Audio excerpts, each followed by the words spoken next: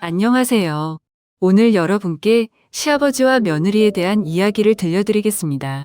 이야기는 다음과 같습니다. 조선시대 경기도 지방에 박씨 성을 가진 선비가 살고 있었습니다. 집안 형편은 넉넉지 않았지만 가문에 대한 자부심이 대단했고 외아들 박현우에 대한 기대가 매우 컸습니다. 현우는 어릴 적부터 총명하고 용모가 준수하여 여러 이름 있는 가문에서 혼담이 오갔습니다. 박선비는 아들이 혼기에 찾아 기뻐하면서도 혼처를 고르는 기준이 매우 까다로웠습니다. 그는 입버릇처럼 말했습니다. 내 아들이 일이 뛰어나니 어찌 평범한 가문에 장가를 보낼 수 있겠는가. 명망과 재물이 있는 집안이어야 우리 아들의 앞날과 가문에 도움이 될 것이다. 그런 까닭에 좋은 혼처 여러 곳이 그의 손에서부터 거절당했습니다. 현우는 아버지를 존경했지만 마음 한구석이 편치 않았습니다. 아버지의 기준이 너무 외적인 것에 치우쳐 있다고 생각했기 때문입니다. 그러던 어느 날 현우는 시장을 지나다 우연히 한 처녀를 보게 되었습니다. 비록 화려한 옷차림은 아니었지만 눈빛이 맑고 행동거지가 단정했습니다. 처녀는 가난한 노파를 돕고 있었는데 그 모습이 현우의 마음에 깊이 남았습니다. 현우는 수소문 끝에 그 처녀가 몰락한 양반 가문의 딸 서연이라는 것을 알게 되었습니다. 그녀는 비록 가난했지만 지혜롭고 마음씨가 곱기로 평판이 자자했습니다. 현우는 용기를 내어 아버지께 자신의 마음을 고백하기로 했습니다. 아버지, 드릴 말씀이 있습니다. 제가 마음에 둔 처녀가 있습니다. 오, 그래. 어느 대 교수이더냐? 가문과 재산은 어떠하냐? 비록 가세는 기울었으나 학문이 있는 집안의 딸입니다. 무엇보다 지혜롭고 마음이 따뜻한 사람입니다. 무엇이? 가난한 집안이라니. 내 아들을 그런 곳에 보낼 수는 없다. 당장 그 마음을 접거라. 현우는 아버지가 너무 까다롭게 구신다고 생각했습니다. 그동안 중매가 들어왔던 처녀들 대부분이 좋은 교수들이라고 여겼지만 아버지는 늘 사소한 흠을 찾아내어 혼담을 거절하셨습니다. 이러다 언제 장가를 갈 수 있을지 현우는 걱정이 되었습니다. 마침내 현우는 용기를 내어 아버지께 자신의 생각을 나누었습니다. 아버지, 제 생각에는 그간 소개받은 처녀들은 모두 좋은 사람들이었습니다. 아버지께서 자꾸 트집을 잡아 거절하시면 다른 사람들의 원망을 살 수 있습니다. 나중에는 누구도 우리 집안과 혼인하려 들지 않을까 염려됩니다. 쓸데없는 걱정을 하는구나. 내 아들의 배필은 아무나 될 수 없는 법이다. 가문과 격식에 맞는 최고의 신부감을 찾아야 한다. 아버지의 완고함에 현우는 더 이상 말을 잇지 못했지만 마음 한구석이 편치 않았습니다. 아버지의 기준이 너무 외적인 것에 치우쳐 있다고 생각했기 때문입니다. 그러던 어느 날 현우는 책을 잠시 놓고 머리를 식힐 겸 시장을 지나다 우연히 한 처녀를 보게 되었습니다. 비록 화려한 옷차림은 아니었지만 단정하게 빗어 넘긴 머리와 티 없이 맑은 눈빛이 그의 시선을 사로잡았습니다. 처녀는 힘겹게 짐을 옮기는 가난한 노파를 부축하여 짐을 대신 들어주고 있었는데 그 따뜻한 마음씨와 야무진 행동거지가 현우의 마음에 깊은 인상을 남겼습니다. 며칠 뒤 현우는 서책방에 들렀다가 그 처녀를 다시 보게 되었습니다. 그녀는 낡았지만 깨끗하게 관리된 책 한 권을 소중히 들고 서책방 주인과 예의 바르게 이야기를 나누고 있었습니다. 학문을 가까이 하는 듯한 모습의 현우는 더욱 호기심이 생겼습니다. 현우는 수소문 끝에 그 처녀가 몰락한 양반 가문의 외동딸 서연이라는 것을 알게 되었습니다. 아버지는 일찍 여의고 홀어머니를 모시고 가난하게 살지만 바느질 솜씨가 뛰어나고 글솜씨 또한 남달라 동네 사람들의 칭찬이 자자했습니다. 무엇보다 어려운 사람을 보면 그냥 지나치지 못하는 착한 심성과 현명함으로 알려져 있었습니다. 현우는 자신의 마음이 서연에게 향하고 있음을 깨닫고 용기를 내어 아버지께 자신의 마음을 고백하기로 결심했습니다.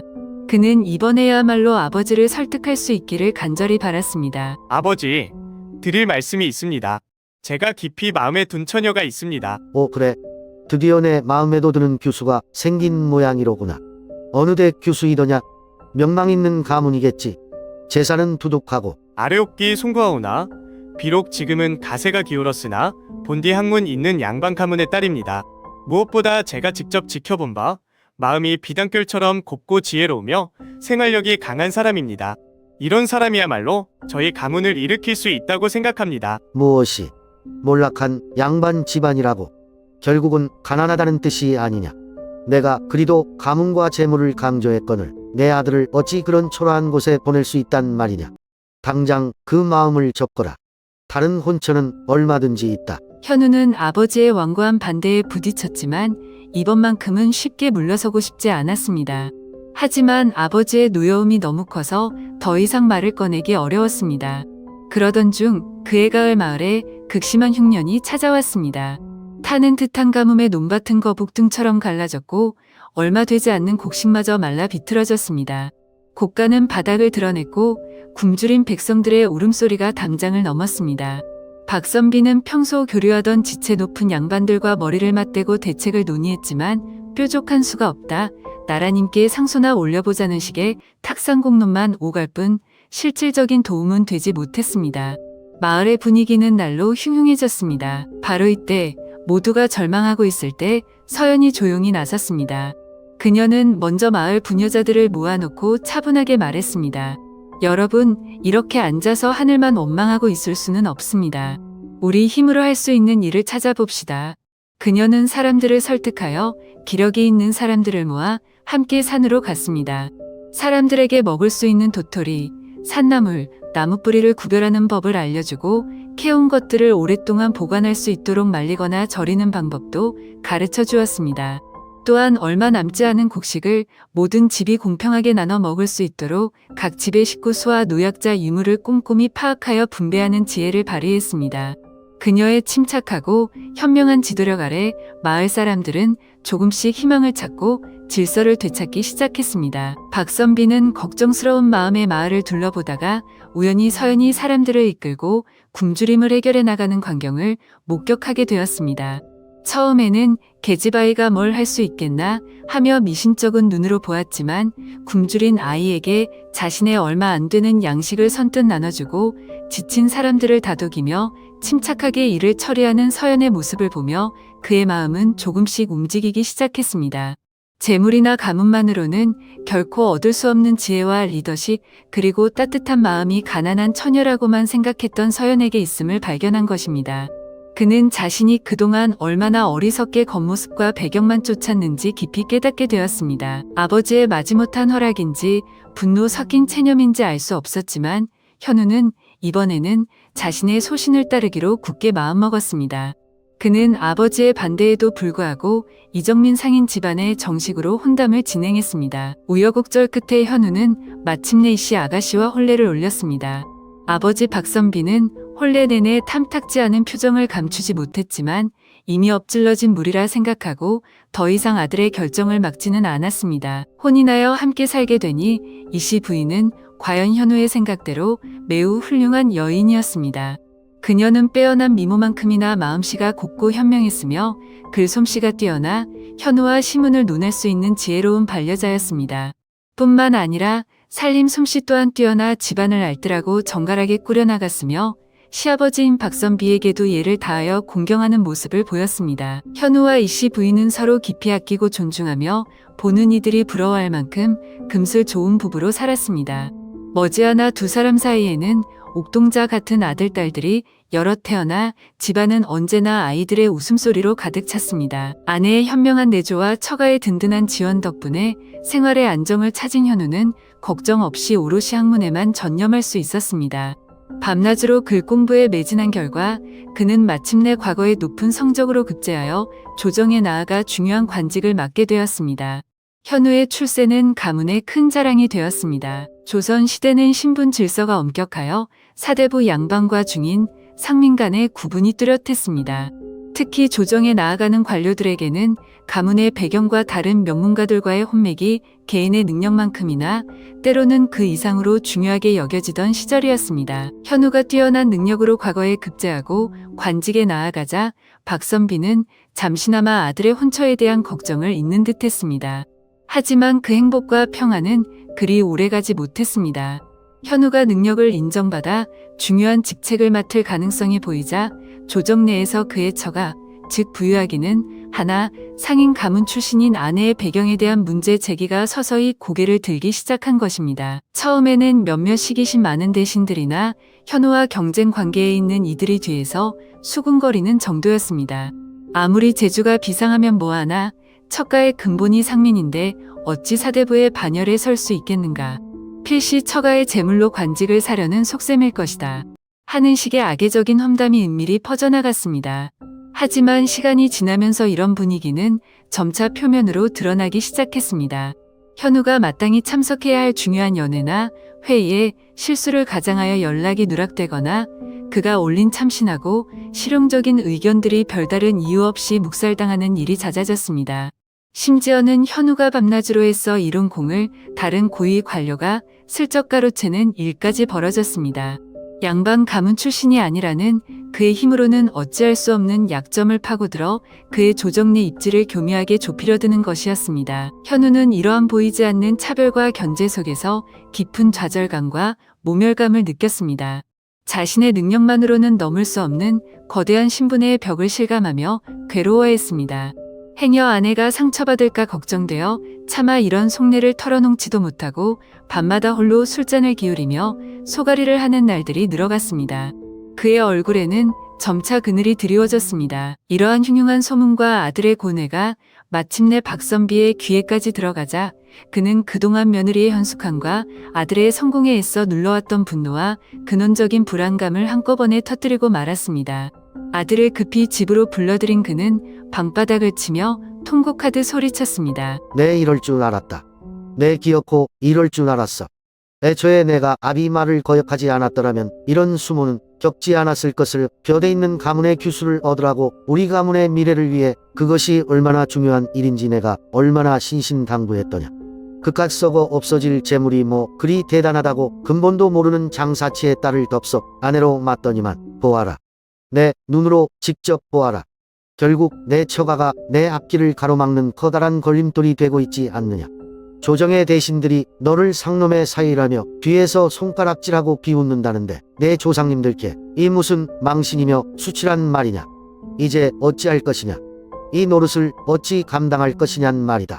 이러다 평생 변변찮은 하급 관리 자리나 맴돌다 마는 것은 아닌지, 아니면 어렵게 얻은 그 관직마저 빼앗기고 거리로 나앉게 되는 것은 아닌지. 이 늙은 아비는 눈앞이 캄캄하구나.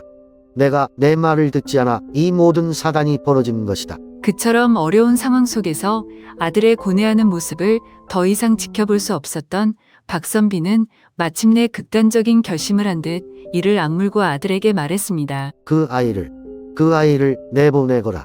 그것만이 이 상황을 벗어날 유일한 방법이다. 처가만 없다면 조정 대신들의 그릇된 시선도 거두어질 것이 아니냐. 현우는 아버지의 잔인한 말에 얼굴이 하얗게 질렸습니다.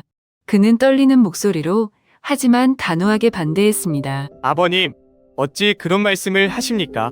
그녀는 제 아내이자 아이들의 어미입니다. 저는 차마, 아니, 절대로 그리할 수 없습니다. 아들의 완강한 반항에 박선비는 더욱 노발대발하며 소리쳤습니다. 무엇이? 이 답답한 놈아, 내가 감히 또다시 이 애비의 말을 거역하겠다는 것이냐?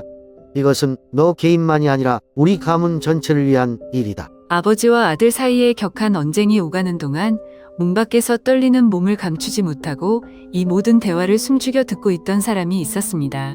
바로 이씨 부인이었습니다. 남편의 괴로움과 시아버지의 분노 사이에서 이때 세상에서 가장 마음고생이 심했던 사람은 바로 그녀였습니다. 어진 그녀는 자신이 사랑하는 남편의 빛나는 앞날의 크나큰 걸림돌이 되고 있다는 사실을 더 이상 견딜 수 없었습니다. 그날 밤 이씨 부인은 잠 못 이루는 남편 현우의 손을 조용히 잡고 애써 미소를 지으려 했지만 흘러내리는 눈물을 감추지 못한 채 말했습니다. 서방님, 제가 떠나야 할 것 같습니다. 부족한 제가 서방님의 큰 뜻을 펼치시는 길에 걸림돌이 되고 있다는 것을 잘 압니다. 더 이상 저의 존재 때문에 힘들어하시는 모습을 볼 수가 없습니다. 제가 곁에 있는 것이 서방님을 위한 길이 아님을 깨달았습니다. 부디 이기적인 저를 원망치 마시고 훨훨 날아올라 큰 뜻을 이루십시오. 그것이 제가 진정으로 바라는 바입니다. 현우는 눈물 흘리는 아내의 손을 더욱 꽉 잡으며 자신 또한 붉어진 눈시울로 떨리는 목소리로 말했습니다. 부인, 지금 무슨 그런 서운한 말을 하는 것이오. 우리가 부부의 연을 맺고 서로 의지하며 살아온 세월이 십수년이요. 기쁠 때나 슬플 때나 당신은 언제나 내 곁을 지켜준 현명하고 따뜻한 아내였어. 당신의 지혜로운 내조가 없었다면 내가 어찌 오늘날 이 자리에 설 수 있었겠소. 내 결코 당신을 홀로 버려두거나 당신 마음에 상처를 주는 일은 없을 것이요. 그러니 그런 마음 아픈 말은 다시는 꺼내지 마시오. 아내의 눈물을 닦아주며 다독인 현우는 다시 아버지 박선비 앞에 무릎을 꿇고 앉아 간절하게 호소했습니다. 아버님, 제발 저의 진심을 헤아려 주십시오. 아버님께서도 제 아내가 지난 십수년간 얼마나 현숙하게 이 집안을 돌보고 저를 위해 헌신해왔는지 그 누구보다 잘 알고 계시지 않으십니까? 제가 어찌 그런 아내의 깊은 은혜를 하루아침에 저버리고 하늘이 두려운 배신을 할 수 있겠습니까? 그것은 금수만도 못한 짓입니다. 설령 이 일로 제가 관직에서 파면당하거나 저 멀리 변방으로 좌천된다 해도 저는 결코 그런 배은망덕하고 비정한 짓은 할 수 없습니다. 그것은 선비로서, 한 남편으로서, 나아가 한 인간으로서 차마 할 수 없는, 해서는 안 되는 일입니다. 아들의 진심 어린 눈물과 인간의 도리를 지키려는 간절한 호소에 완고했던 박선비의 마음도 마침내 움직였습니다. 그는 깊은 한숨과 함께 아들의 어깨를 두드리며 더 이상 아내와 헤어지라는 말을 하지 않았습니다. 자신이 잠시 세상의 헛된 명예와 체면 때문에 아들에게 인륜마저 저버리라 강요할 뻔했음을 조용히 깨달은 것입니다. 한편 현우가 척가의 배경 때문에 조정에서 어려움을 겪고 있다는 사실과 그럼에도 불구하고 조강지처를 내치라는 부당한 압력에 굴하지 않고 의리를 지키려 한다는 이야기는 우여곡절 끝에 어질고 현명하신 임금님의 귀에까지 들어가게 되었습니다. 임금님께서는 현우가 보여준 아내에 대한 깊은 사랑과 변치 않는 의리, 그리고 어떠한 어려움 속에서도 자신의 신념과 인간된 도리를 굽히지 않는 그의 강직한 성품에 크게 감탄하고 감동하셨습니다. 임금님께서는 즉시 어전회의를 열어 현우를 음해하고 그의 출신을 문제 삼던 대신들의 주장은 편협한 시기심에서 비롯된 근거 없는 모함이며 편견에 사로잡힌 것이라 엄히 꾸짖으시고 일축하셨습니다. 오히려 임금님께서는 현우의 인품과 숨겨진 능력을 높이 사시어 그가 소신껏 능력을 펼칠 수 있도록 이전보다 더 중요한 직책을 맡기시며 앞길을 활짝 열어주셨습니다. 그 후 현우는 출신 배경이라는 사회적 약점과 주변의 편견을 뛰어넘어 오직 자신의 뛰어난 능력과 타협하지 않는 강직함, 그리고 백성을 생각하는 따뜻한 마음으로 조정과 백성들의 두터운 신망을 얻었습니다. 그는 마침내 모두가 우러러보는 높은 벼슬에 올라 어진 정치를 펼치는 명망 높은 재상이 되었습니다. 그리고 아내 이씨 부인과는 평생 서로를 더욱 아끼고 존중하며 금슬 좋게 많은 자식들을 훌륭히 키워내며 백년해로 하였으니 진정한 사랑과 굳은 의리가 결국 세속의 모든 어려움과 편견을 이겨내고 빛나는 결실을 맺게 한 것이라고 사람들은 오래도록 칭송하며 이야기했다고 합니다.